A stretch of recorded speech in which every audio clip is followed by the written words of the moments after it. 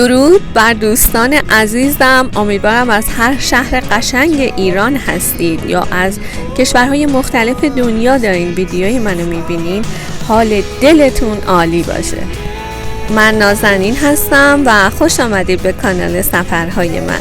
خوشحال میشم همین الان دکمه سابسکرایب رو بزنید و به جمع دوستان من بپیوندید و همینطور دکمه زنگوله کنارش رو تا ویدیوی بعدی من برای شما نمایش داده بشه. سپاسگزارم از تک تک شما عزیزان.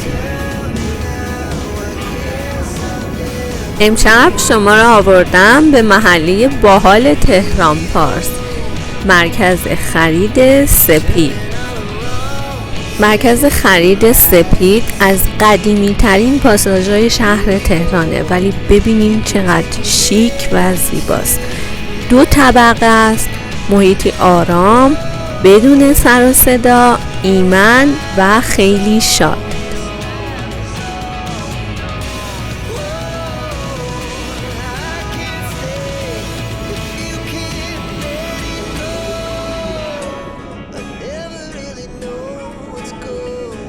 الان ما تو طبقه اول هستیم و بعد میریم طبقه بالا رو با هم ببینیم.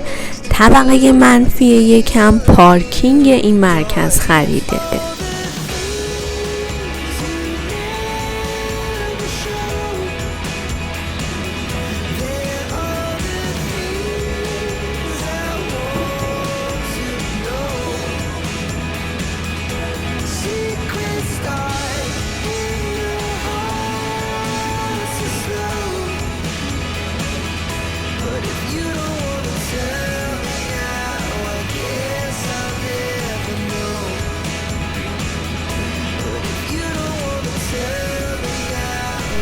مرکز خرید سپید از سال 1379 بهره برداری شد و 4000 متر مربع می باشد.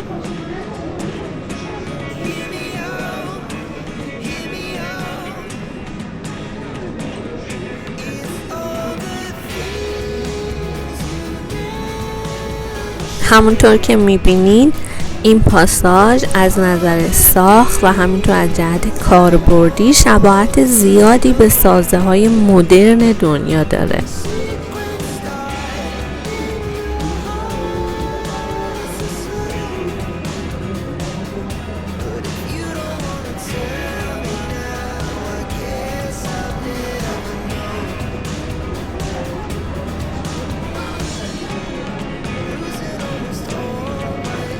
فودکورت طلایی در ضلع غربی مجتمع تجاری سپید هست و در مجاورت این فودکورت 3 تالار وجود داره.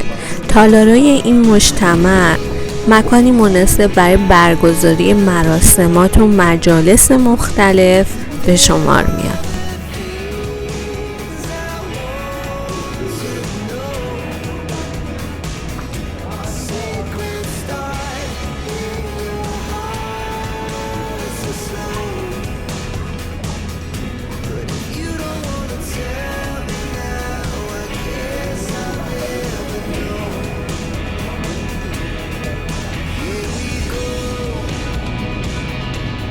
این قسمت طبقه دومه که بریم با هم دکور و نمای این پاساژ رو ببینیم.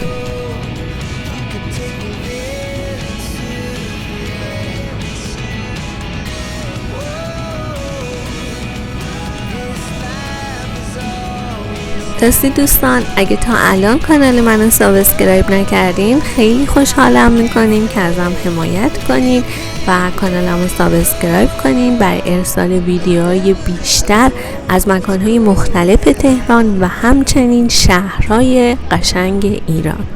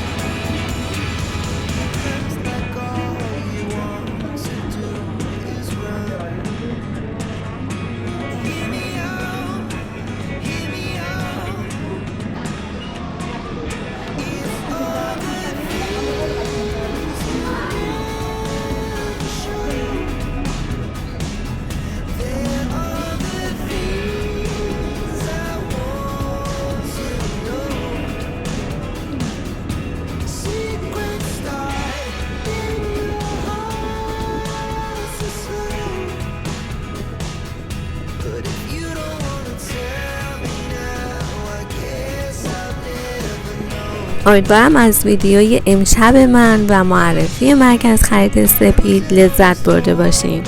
بدونین خیلی دوستتون دارم و تا ویدیوی دیگر بدرود. Like all you want to do is run.